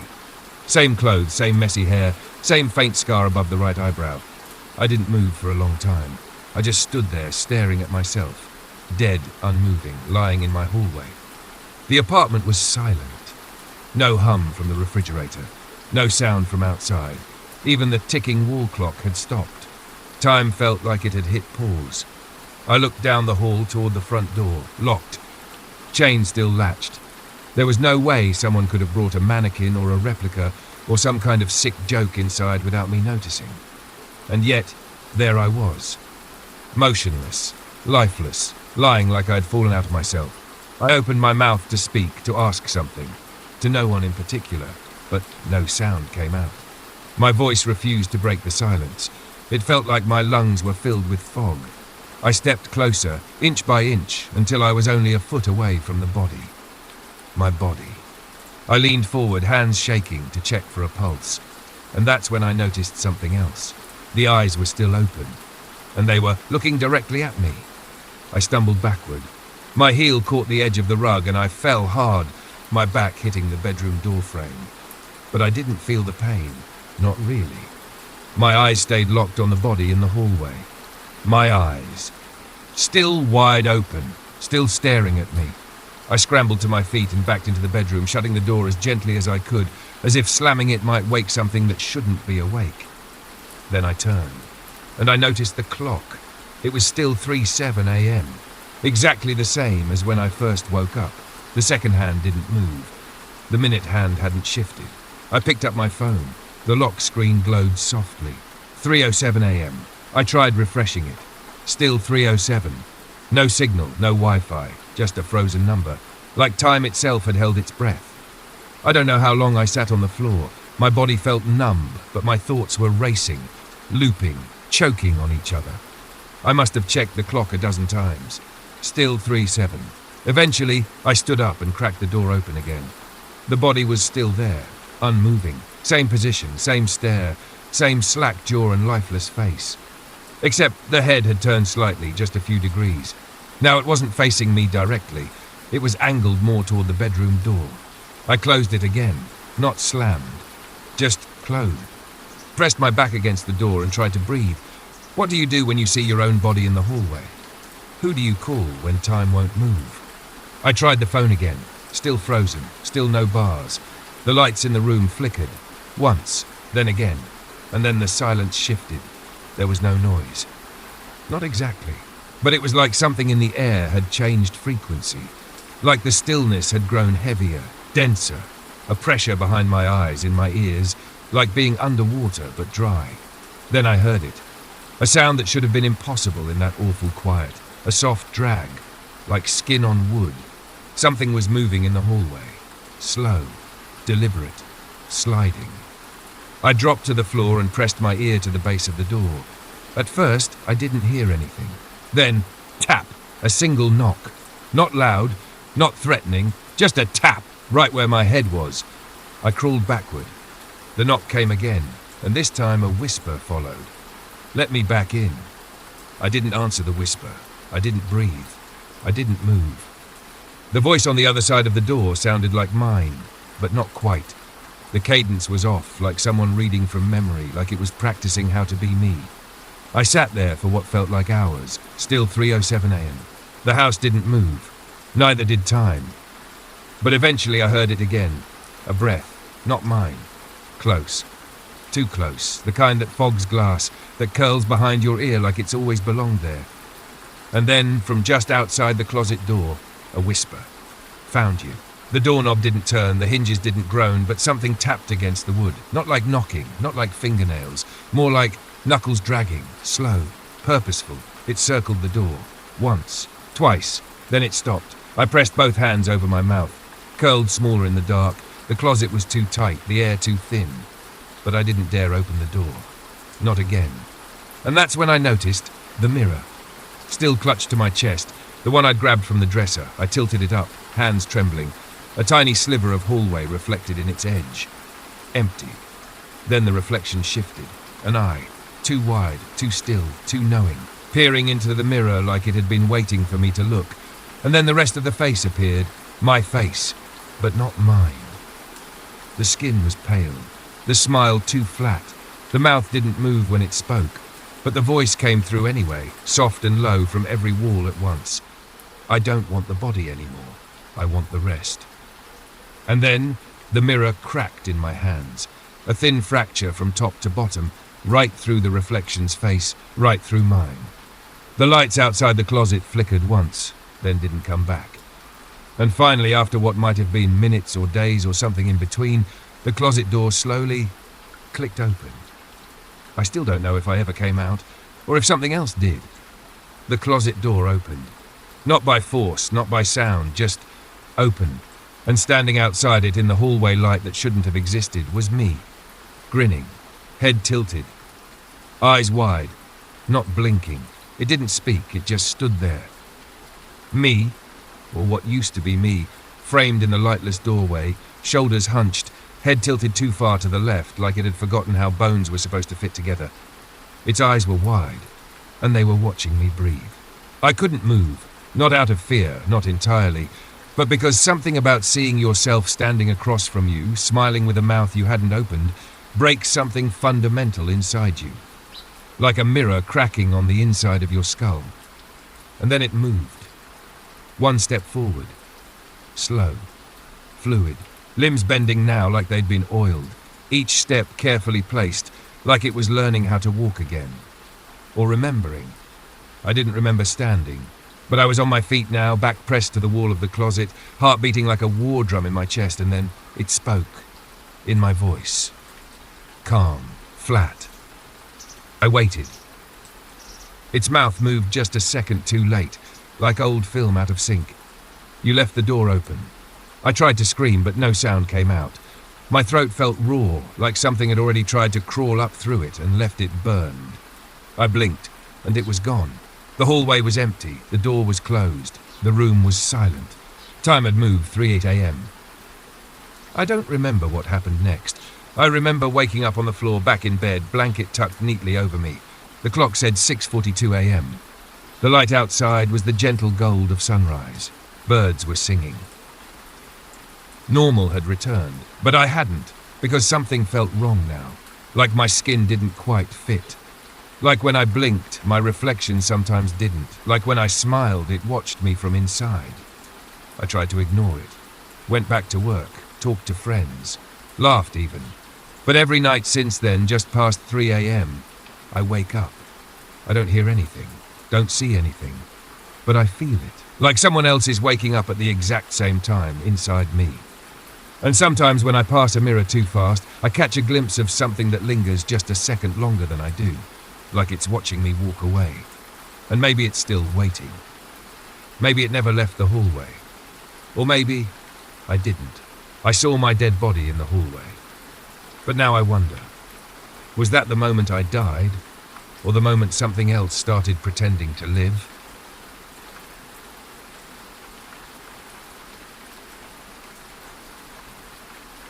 It happened in the bathroom, the same one I've stood in every morning for the past 3 years. There's nothing special about it. Cheap tile, a chipped sink, a mirror that's just a little too small for the space above it. I always thought of it as harmless, just another rectangle of glass reflecting back the usual tired version of myself, hair messy, eyes puffy, routine on autopilot. That morning, I was brushing my teeth. It was early, barely past 7 a.m. The sun was bleeding in through the frosted window, casting pale stripes of light across the sink. I leaned forward, half awake, rinsing, wiping my mouth, and that's when I saw it. My reflection smiled. Not a big grin, not exaggerated, just a faint curve of the lips, almost imperceptible. Except I didn't smile. I froze. For a split second, I thought maybe I had smiled, out of habit or muscle memory or some half-conscious thought I'd forgotten. But no, my lips were still, expression neutral, mouth slightly parted, but in the mirror I was still smiling. I blinked hard, and in the next instant the reflection matched me again, back in sync, lips relaxed, no sign anything had happened. I stared at myself for a long time after that, tried moving my hands quickly, tilting my head at odd angles, watching for any kind of lag or discrepancy. Nothing. Everything was normal. But that smile stayed with me. It wasn't creepy. It wasn't forced. If anything, it looked genuine, like the version of me in the mirror had heard a joke I hadn't, or remembered something I hadn't lived. It was subtle, but it was wrong. I went to work like normal, tried to forget, tried to file it away under too tired too early. But every time I walked past a reflective surface, a car window, an elevator panel, the black screen of my phone, I couldn't help but... Nothing out of place. But I looked too hard every time. And by the time I got home, I was afraid to look in the bathroom mirror again. I told myself it was ridiculous, that mirrors don't do things on their own, that I must have flinched or twitched or imagined the whole thing. Still, I avoided the mirror that night, brushed my teeth while staring at the faucet, washed my face with my eyes, didn't look up once. The next morning, I did everything normally again, sort of. I glanced up halfway through brushing, and for just a second, not even a full breath, I caught it again. The smile. Same faint curve, same subtle shift in the eyes, only this time I didn't blink, and neither did it. I told myself to ignore it. That was the only plan I had, to treat it like a glitch in my brain, a hiccup in perception, a delayed blink, a shadow in the corner of my eye, something that would go away if I just stopped giving it oxygen. So I did what people do when they want to pretend nothing's wrong. I cleaned, scrubbed the apartment top to bottom, washed the towels, threw out expired cereal, rearranged my bookshelves alphabetically, anything to keep from going into the bathroom more than absolutely necessary. But of course, I had to go in eventually, and when I did, I avoided the mirror like it was made of teeth. No eye contact, no glances, just in and out, lights off when I left, door closed behind me. It worked for a while, until the day I dropped my toothbrush. It bounced off the sink, landed with a soft clatter, and as I bent to pick it up, said again, not the smile, not this time. The reflection was still brushing its teeth, but I had already stopped. It took nearly a full second before the reflection caught up, froze, blinked, and looked at me, not at the mirror. At me. Our eyes locked, and for that 1 second I had the awful crawling certainty that it had been watching me the entire time. Not copying, not reflecting, observing. I backed out of the room without picking up the toothbrush. That night I covered the mirror. Just an old towel, duct-taped at the corners. It made the room feel smaller, safer somehow. I went to sleep thinking maybe I'd finally done the one thing no horror protagonist ever thinks to do. But sometime past 3 a.m., I woke up. No sound, no dream, just awareness. The kind you feel in your spine before your brain knows what's wrong. I sat up in bed. The apartment was silent. The bathroom door was still closed, but I could soft tap-tap sound. faint, rhythmic, like fingertips drumming gently on glass. I didn't move, I didn't breathe. I just stared at the door, waiting for the sound to stop. It didn't. Tap, tap, tap. I got up slowly, heart thudding. The moment my foot touched the hallway tile, the tapping stopped. I reached the bathroom, hand hovering over the doorknob. Listened. Nothing. Then, from the other side, a whisper. My voice. Too quiet to catch the words. Too calm to be mine. I opened the door. The towel had fallen off. And in the mirror, my reflection was already standing there, waiting for me. I stood in the doorway for a long time. The mirror stared back. So did I. But not really, because the reflection didn't match anymore. Not just in subtle ways, not like before. This time, I wasn't even in the room yet. And the reflection was already there. Standing, waiting, smiling. I wanted to believe it was a trick of light. A dream. Some leftover static in my brain from waking up too fast. But as I took a single step into the bathroom, my reflection, the one that should have just then appeared, had already been watching me for seconds. Its head tilted, eyes wide, the smile never fading. I didn't scream. I didn't speak. I just slowly backed out, shut the door, and this time, I'd nailed the mirror shut. Cardboard, tape, hammer, nails through the wooden frame and into the wall. Not just covered, sealed. Whatever was inside there could stay inside. The next few days passed like static. I avoided the bathroom entirely. Used the sink in the kitchen, showered at the gym. The idea of seeing that face again, that face that was mine but wasn't, made my skin crawl. But I could still feel it, through the wall. Watching. It started whispering again, only at night. Not in dreams, not hallucinations, just soft, persistent murmurs, like someone speaking from the other side of a wall made of water. And sometimes I heard my own voice, repeating things I never said. I'm still here. You're the one in the way. Let me out. The final whisper came 3 nights later. 3 words. Check the mirror. I didn't want to, but I did. The cardboard was still there, taped and nailed and wrapped tight. But something had been scratching from inside. The cardboard was torn at the center, like claws had pressed from the glass outward. Around the edges, the mirror was bleeding black, a kind of dark fog spreading beneath the glass like rot. I stared at it, breath caught, and then it moved. Not the glass. The thing inside. It leaned forward, pressed its hand against the mirror from the inside. And on the glass, the fogged shape of its palm smeared downward, revealing a single word written backward. Let, then the other hand joined. Me, then its face, still smiling. Out, I dropped the hammer, turned and ran. But I didn't sleep. Couldn't, because now it knew I was listening. And that night, for the first time, the whispers didn't come from the mirror. They came from behind me. I tried leaving. Really, I did. Packed a bag, walked out the front door, keys in hand, but as I reached the bottom of the stairs, something in me pulled back. Not fear, not guilt, just a deep, sinking certainty that if I left, it would follow. So I returned, back to the apartment, back to the sealed bathroom, back to the mirror, which despite all my effort was no longer covered. The cardboard was gone, not torn or ripped, just missing. And the mirror? Clear, silent, harmless. I stood in the doorway, trembling. The reflection stood perfectly still. I raised my hand, it did the same. I took a breath, it smiled. And then, for the first time, it moved first. It raised its hand before I did, then tapped the glass with one finger, just once, a soft, deliberate knock. I couldn't move, then it leaned forward, still smiling, and whispered my name. Not like a threat, not like a plea, like a fact. And then it stepped forward, through the glass. No shattering, no breaking, just movement, smooth and soundless, like it had only ever been behind a thin curtain. And then it was in the room, with me. We stood, face to face, same height, same face, same body, but not the same.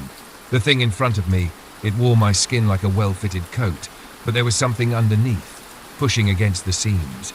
Its eyes didn't blink. Its mouth didn't move. But in my head I heard it, "You've had your turn."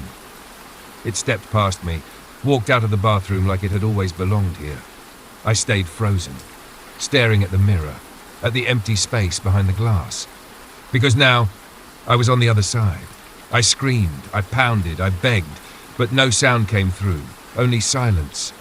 Only glass.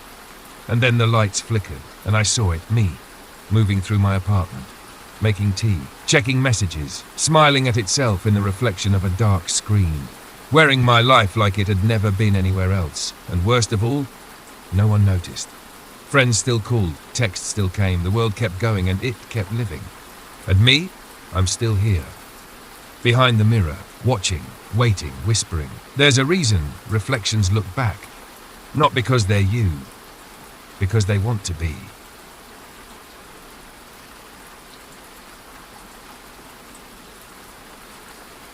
It started as something innocent. My son Ben has always had an active imagination. He talks to his toys, names every bug he finds, and holds long conversations with cartoon characters on the screen like they can hear him. I used to think it was sweet, even healthy, a sign of creativity. He's 6. I'm a single mom. Sometimes I let him play in the bathroom while I shower just to keep him close. It's a tiny apartment. The bathroom's warm and well lit, and he likes to sit on the bath mat with his action figures, narrating epic battles in whispers and sound effects while I rush through my rinse. That night I was toweling off when I heard him talking. At first I smiled, until I heard a voice respond. Not his voice. Slower, slurred in a strange way. It was hard to place the words at first, but the tone, it wasn't a child's voice. I froze, dripping, holding the towel against my chest. Ben was crouched beside the sink, staring down into the drain, under the bathroom cabinet. His lips were still. The other voice was coming from below. I stepped forward slowly. Ben didn't turn to look at me. They asked, my voice cracking slightly. He turned his head then and smiled. That wide, loose-limbed smile kids give when they think they're not in trouble. "Shh," he whispered. "He's shy." "Who's shy?" "My friend," he said, pointing at the sink. The bathroom drain is small. Standard white porcelain, chipped around the edges. I bent down, pretending not to be rattled, and looked into it. Nothing, just blackness, a faint glisten of water, and that strange metallic scent old pipes sometimes carry. I reached out and turned on the tap.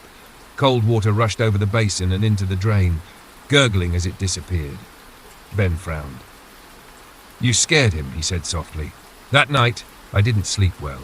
I kept telling myself it was just his imagination. Kids do that. They pick a spot, a voice, an invisible friend. And maybe the acoustics of the pipes made my own breath echo weirdly. Maybe I was just tired, overworked, stretched thin. But still, that voice, it didn't sound imagined. It sounded real. And it didn't sound friendly. For the next few days, I tried to forget. Ben didn't bring it up again, and I didn't ask. He still played in the bathroom, but I kept the faucet dripping, the fan running, anything to fill the silence. But every time I stepped inside that room, I felt it. A weight, a kind of pressure in the air. Like the atmosphere inside was thicker than the rest of the apartment. Harder to breathe in. The drain under the sink remained quiet. Until Friday night. I'd just finished doing dishes. Ben was sitting cross-legged by the bathroom cabinet with a toy car in each hand, humming to himself. It was late. Too late for that much energy. I walked over to tell him it was time for bed, but before I could speak, I heard it again. A voice, from the drain, low, wet, too close. I stopped mid-step and listened. Ben wasn't talking. He was listening too. And the voice was speaking to him. "Don't let him leave." That's what it said. I didn't imagine it, I didn't hallucinate it, I heard those exact words. Muffled, distant, but real. "Don't let him leave, I need him." My stomach dropped. I rushed over, yanked Ben to his feet. He started to protest, but I didn't care. I pulled him out of the room and slammed the door shut behind us. "What are you doing?" he cried. He wasn't done talking. I dropped to my knees in front of him, trying to steady my voice. "Ben, who are you talking to?" He looked away. "The man in the drain." "There is no man in the drain." Ben frowned. "He says you always say that." My blood ran cold. I didn't sleep that night. I sat outside Ben's room, back against the wall, listening for anything. A creak, a breath, a whisper. But the apartment stayed quiet. Still, I could feel it. Something had changed. The next morning, Ben was quiet, distant. He wouldn't eat his cereal, wouldn't look me in the eye, just stared out the window like he was waiting for something. When I tried to ask what was wrong, he said nothing. But later, I found his drawings. They were stuffed behind the couch cushions. Crumpled sheets of construction paper filled with crude sketches, dark, wide-eyed faces peeking out from drains, long arms curling up toward the surface, jagged teeth in black mouths. One page had a message scrawled in red crayon over and over. Don't let him leave. Don't let him leave. Don't let him leave. I wanted to scream. Instead, I grabbed my phone and called a plumber. I didn't know what I was going to say, only that I couldn't let my son listen to that thing one more night. But before I could press call, Ben looked up at me from across the room, and he smiled. Not like a child, but like someone else was inside that smile. I didn't sleep that night. Every time I closed my eyes, I saw Ben's smile, wide, unnatural, like his cheeks were being pulled by invisible strings. I kept telling myself it was nothing, a phase, a bad dream, some kind of stress response. Kids are strange sometimes, but deep down I knew something was wrong. By the next morning, Ben was back to normal, or at least he looked like it.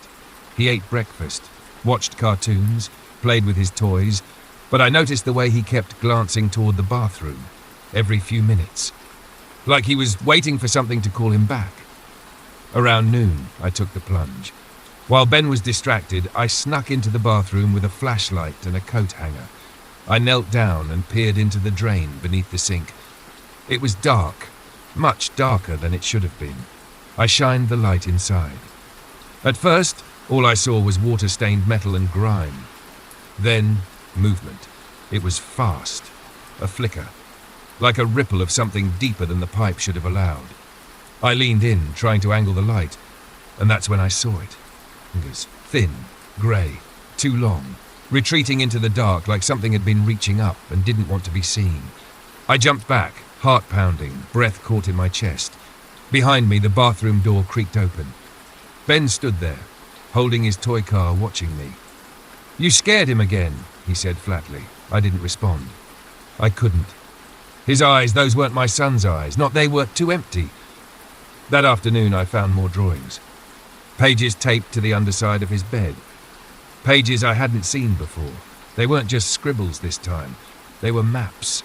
Crude layouts of our apartment and beneath it. Arrows leading from the bathroom drain into something deeper. Tunnels, caverns, chambers. One sketch showed a ladder stretching down into blackness, and at the bottom a figure. Stick figure thin. No face, no eyes, just a wide open mouth. That night, I blocked the drain, stuffed it with steel wool tape, even a towel, anything I could find. I told Ben the sink was broken, that he shouldn't go near it. He didn't argue. But as I tucked him into bed, he whispered something that chilled me to the bone. He said that won't stop him. I asked him who he was. Ben looked at the ceiling. He lives under the house. He has more than one way up. I sat with him until he fell asleep. Then I waited. Around 2:13 am, I heard it. A scraping sound, not from the sink, from the bathtub drain. I crept in, holding my breath. The tub was dry, the metal cover in place. But from deep below I heard it, a voice, soft and eager. "You're listening now." I didn't go back to bed, I couldn't.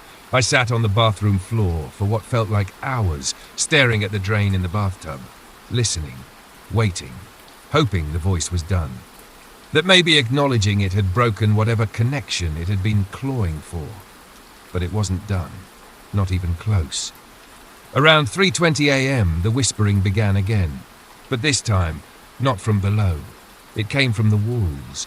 Soft, scratching syllables slipping out from behind the tile, words spoken in wet breaths, words I didn't understand, until one cut through clearly. "You hear me now." I backed out of the bathroom and slammed the door. Ben was still asleep somehow, curled under his blanket, breathing softly. But even in sleep, he was smiling. I don't know what came over me. Maybe instinct, maybe fear, maybe something deeper. I grabbed my keys, wrapped Ben in a coat, and left the apartment without even putting on shoes. We didn't go back. We stayed at my sister's. For 2 weeks, Everything was quiet. Ben didn't mention the voice. No drawings, no maps. He acted like he'd never heard of the drain, like he didn't remember any of it, like it had been a dream. I almost believed it. Until the night I heard him whispering again, through the baby monitor. He was sitting on the bathroom floor, my sister's bathroom this time, knees to his chest, staring at the tub. And from the drain, I heard it. You brought me with you. I rushed in, flipped on the lights, yanked him away from the tub. The drain was dry, the metal cold, but I saw something. On the porcelain rim, 4 long, wet finger streaks, like something had just pulled itself back down. I couldn't breathe, I wanted to scream. Instead, I packed our things again. We moved across the state. A new apartment. No tub. Just a stand-up shower with a sealed floor drain.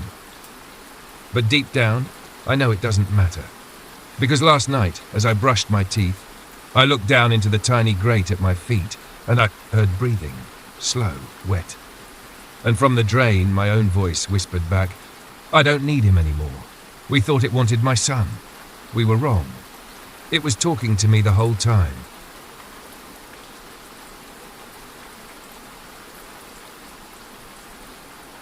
It was supposed to be a quiet escape. Just the two of us, tucked away in a cozy Airbnb out in the countryside, rolling hills. No neighbours for miles, no cell reception unless we stood out in the yard with one arm in the air. Exactly what we wanted. Peace, quiet, and time to unplug. The house was perfect. One of those old farmhouses that had clearly been modernised just enough for weekend rentals. New appliances, clean sheets, slightly too quirky art on the walls.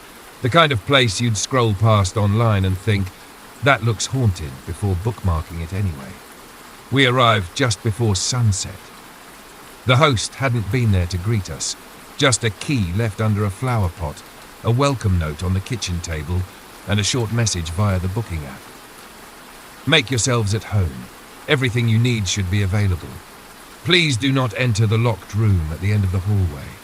It's for personal storage. Thank you for understanding. It didn't seem like a big deal. Lots of people keep one room off limits in rental properties. Cleaning supplies, tools, maybe even old family heirlooms. But even as we unpacked and settled in, I kept glancing toward the hallway. The door at the end was different. Not in any dramatic way, just newer. The handle looked freshly installed. The wood was a shade brighter than the rest of the doors in the house. There were no scratches, no scuffs, like it hadn't been opened much. Or maybe like it had been replaced. We joked about it at dinner. Wondered what was behind it. Secret wine cellar? Panic room? An aging uncle kept hidden away like an old family secret? We laughed. A little too much. Because something about that door felt wrong.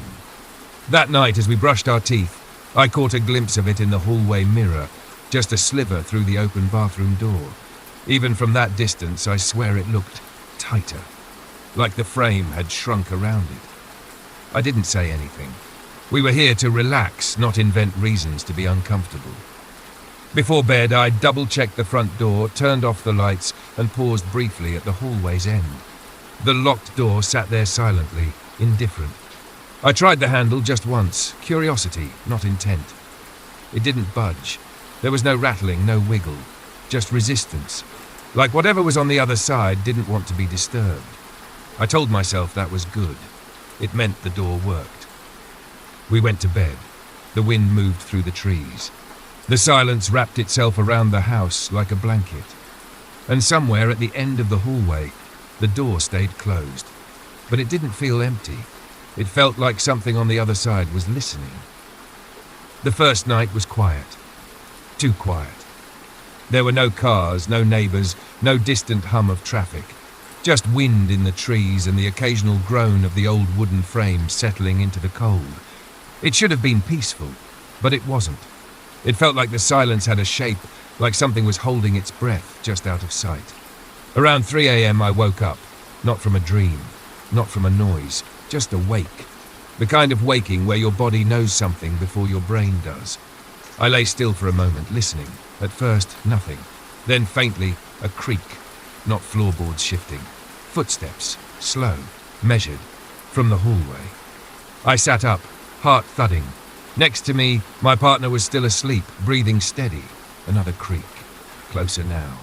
I got up, walked to the bedroom door and opened it as quietly as I could. The hallway was dark, but at the very end, faintly illuminated by the nightlight we'd plugged into the bathroom wall, was the locked door, still closed. But something was different. The air smelled wrong. Not rot, not mildew, just faintly metallic. Like the scent of old coins rubbed between fingers, like something buried. I stood there for a moment, staring at the door, and then I heard it, from behind the wood. A shuffle, like someone moving furniture across the floor. Then, tap, a single deliberate knock. I didn't move, didn't speak, but I knew whoever or whatever was behind that door had waited until the house was asleep to make itself known. Eventually, the sounds stopped. I went back to bed. Didn't sleep. The next morning, I said nothing. Neither did my partner. But when I went to get coffee, I noticed they were staring down the hallway, mug frozen halfway to their mouth. "You hear it too?" I asked. They didn't answer, just nodded, eyes never leaving the door. That afternoon, I messaged the host. Kept it light, casual. "Hey, quick question. We heard some noises coming from the locked room last night. Probably just the house settling, but wanted to check if there's any storage equipment in there." The reply came 3 hours later. "There's nothing in that room that should make noise." That was it. No apology, no further explanation. That night, the sounds came again, louder, not just footsteps, dragging, breathing, and something else, something subtle. The sound of a lock turning. But when I opened the bedroom door, the hallway was empty. And the locked door, still shut, still silent, but there were scratches on the floor in front of it, like something had been crawling out and then dragged itself back in. We didn't talk about it. Not directly, but something changed between us after the second night. We moved slower, spoke softer, kept glancing toward the end of the hallway without meaning to. The door was still closed, but it felt closer, like the house had shifted overnight and brought it a few inches nearer. That afternoon, the power went out. Just as the sun dipped behind the tree line, every light snapped off, leaving us in a thick, unnatural quiet. No warning, no storm, just dark. My partner checked the fuse box. Nothing was tripped. "Weird," they muttered, aiming their phone flashlight down the hallway. I followed their gaze. The beam of light hit the locked door. Only this time. The lock was open. We hadn't heard it. No click, no rattle. But the deadbolt was turned. The knob loose. We looked at each other. No words were needed. I don't know who moved first, but a moment later we were both standing in front of the door, hands hovering near the knob, hearts pounding like war drums. The air smelled stale, like dust and skin. I reached out and turned the handle. It opened, no creak, no dramatic swing, just a smooth, quiet shift inward. The room beyond was cold, the kind of cold that doesn't come from temperature, but from absence. No sound, no color, just a pale, washed-out room with dust hanging in the air like ash. Furniture was covered in white sheets. A tall standing mirror leaned against the far wall, the cloth draped over it slightly askew, like someone had tried to cover it but hadn't finished the job. There was a bed, unmade. And someone had been sleeping in it recently. The sheet was still sunken at the center, as if the body had just risen. A faint warmth hung in the air. The pillow had a shallow indentation. And then we saw the camera, tucked behind the cracked vanity mirror, half hidden behind the drape.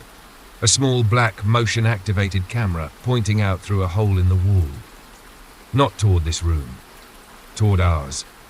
I moved closer, heart in my throat, and saw the red recording light still blinking. There was a slot for an SD card, and it was full. We didn't speak. We just took the card, left the room, and shut the door. Locked it again. But it didn't feel locked anymore. That night we didn't sleep. We played the footage, and what we saw still makes my stomach turn. The camera footage was dated 2 nights ago, the first night we stayed. The video showed us sleeping. Our bed. From inside the locked room. But at the end of the clip, just before the file cut to black, we saw something move in the corner. A pale hand, reaching out from under the bed. Not ours. We left before sunrise. didn't pack everything, didn't care. The only sound was the trunk slamming shut and the gravel crunching under our tires as we sped down that narrow road, away from the hills, away from the trees, and away from that house that never made noise, until it did. Neither of us spoke for a long time. We didn't need to. We both saw the footage. We both saw the hand. Pale, thin, curling up from under the bed like it had been there the whole time, listening to us breathe, watching us sleep. And it wasn't ours. We reported the property, sent everything, the photos, the video files, the broken light fixtures, the scratches on the floor. The Airbnb listing disappeared within 48 hours. The host never responded. The app refunded our money, offered an apology, said they'd look into it. They didn't ask about the USB, because that came later. A small, unmarked envelope delivered to our new apartment. No return address, no postage stamp. Inside, a USB stick, and on it, one video, just under 30 seconds. Grainy footage, taken from a high corner angle, the view of our new living room. The video showed us sitting on the couch. Right now, in the same clothes we were wearing, we were watching TV, laughing, not knowing. And just as the video ended, the camera slowly panned upward toward the ceiling vent above us, as if to say, I'm still here. We tore the apartment apart, checked every vent, every mirror, every hollow-sounding section of the wall. We didn't find a camera, but we did find the scent. Faint. Dust and metal and something else, something older. We moved again, didn't leave a forwarding address, didn't post on social media, didn't tell friends where we went. We stopped talking about the house, the door, the video, but at night I still hear it. Not all the time, just on the quietest nights. A single knock, tap, from behind the closet wall, or the crawl space under the stairs, or the attic we never opened. And sometimes when I wake up just before dawn, I swear the air smells exactly like that room. Dry, closed off, expectant, like the door never really locked, like it followed us, or worse, like we never actually left. I don't check the cameras anymore, because now I understand. We weren't just watched, we were invited.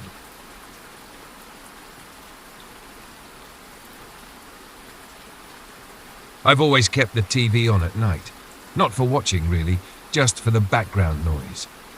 The low hum of dialogue, the flicker of changing light, it makes the silence easier to live with. I live alone in a small apartment where the walls creak and the fridge groans like it's remembering something. Most nights I throw on something mindless, sitcom reruns, nature documentaries, anything to drown out the quiet. Last Tuesday, the power went out. It wasn't storming, no warning, just a flicker, then everything snapped into darkness. Lights, fridge, Wi-Fi, TV. I sat there in the silence, blinking, trying to let my eyes adjust. It came back after a few seconds, just as suddenly as it had left. Everything reset, except the TV. It powered itself back on, but it wasn't tuned to anything, just static. Grey, crawling snow, the kind you don't see often anymore. I figured the signal had been interrupted. I stood up, remote in hand, ready to change the input or cycle through HDMI ports. But before I could press anything, I noticed something strange. The static was shifting. Not random, not chaotic. It had shape, faint at first, then stronger. Lines. At the center of the screen, beneath the pulsing white noise, tiny clusters of pixels began to arrange themselves.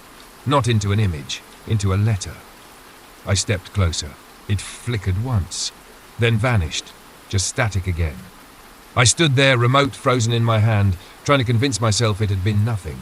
A glitch, a coincidence. But the next night it happened again. This time I was ready. Same thing. Momentary power flicker, lights dim, then snap back on. TV auto powers, no channel. Just static. And this time, the letter stayed longer. A single J centered on the screen, clear, sharp. Then, one by one, more letters formed. J, K. I turned off the TV before it finished, because that's my name. I told myself I was being paranoid, that maybe I'd seen it, because I was expecting something. That my brain had filled in the gaps, the way people see faces in smoke, shapes in clouds. But the next morning, I walked into the living room, and the TV was already on. I hadn't touched it. Static again. No letters, but it felt like something had been waiting. I unplugged it, left for work. That night when I came home, it was on again. Still unplugged. Just static. And in the center of the screen, faint but unmistakable, one word appeared. Hello. I stared at the screen for a long time. The word hovered there, hello, slowly pulsing in and out beneath the crawling static. No sound, just the hush of white noise and a feeling in the air, like something had settled into the room with me. I didn't move, didn't blink.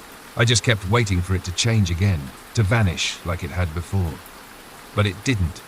It stayed, as if it were waiting for a response. I finally reached out, slowly, like the act itself might wake something I wasn't ready for, and turned the TV off. The screen went black, and I unplugged it again. But the next night, it was back. Same time, same static, same slow formation of characters, one letter at a time. I watched them build, helpless to look away. JKOB, my full name. Then a pause, then another message. Don't sleep. I turned it off again. Harder this time. My hand shook on the remote, like it wasn't convinced it would work. I didn't sleep. I sat up in bed all night, watching the TV from across the room, unplugged now, but still casting a faint glow across the wall. The next morning I plugged the TV in. Not because I wanted to, but because I had to know. Nothing at first. Just static. Then slowly a sentence began to crawl across the screen. Look behind you. I didn't turn, not immediately. My mouth went dry. My lungs refused to take in air. I could see my reflection faintly in the black glass of the TV screen, warped by the fuzz. Just me, standing there, motionless, alone. When I finally turned around, the room was empty. But the screen had already changed again. Now it was showing an image, grainy, blurry, almost like an old VHS recording over static.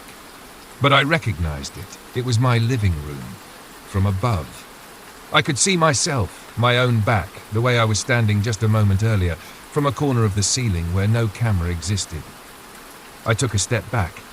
The version of me on the screen didn't. He stayed still facing away, still being watched. That night, I didn't go to bed. I sat in the kitchen with the lights on, staring at the dark TV in the next room. And even though the screen was black, I kept catching motion out of the corner of my eye, like letters were still forming behind the glass, like the static was still speaking, even with the TV turned off. I tried not to look. For a full day, I avoided the living room, kept the TV unplugged. Draped a blanket over it, like some forgotten piece of furniture at an estate sale, but it didn't help. Because even with the screen dark, I could feel it, like something behind the glass was still watching me, tracking my movements, waiting. I started leaving the apartment during the day, staying out late, pretending everything was fine. But the moment I came home, that cold weight would settle back into the air, like walking into a room where someone's just stopped speaking. That night, just after 1 a.m., I passed by the living room to get water.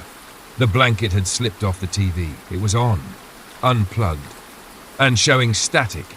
I froze. The screen was whispering now, not with sound but with movement. The way the static bent and curled made it look like something was pressing from the other side. And then the words began to form again. Not typed, not pixelated, scratched, like the surface of the screen was being carved from within, one letter at a time. I see you. I backed away. The air around the TV had changed. The usual warmth of the screen was gone. It radiated cold, like opening a freezer door that hadn't been touched in years. Then the image changed. No longer letters, a video. It showed my hallway. The current one, present day, live. The camera angle was high, as if from the ceiling corner like before. I wasn't in frame yet, but then, like some sick prophecy, I watched myself walk into view. Same clothes I was wearing now. Same steps, same slow turn toward the screen. I was watching the TV watch me. I turned my head toward the actual hallway behind me. Empty.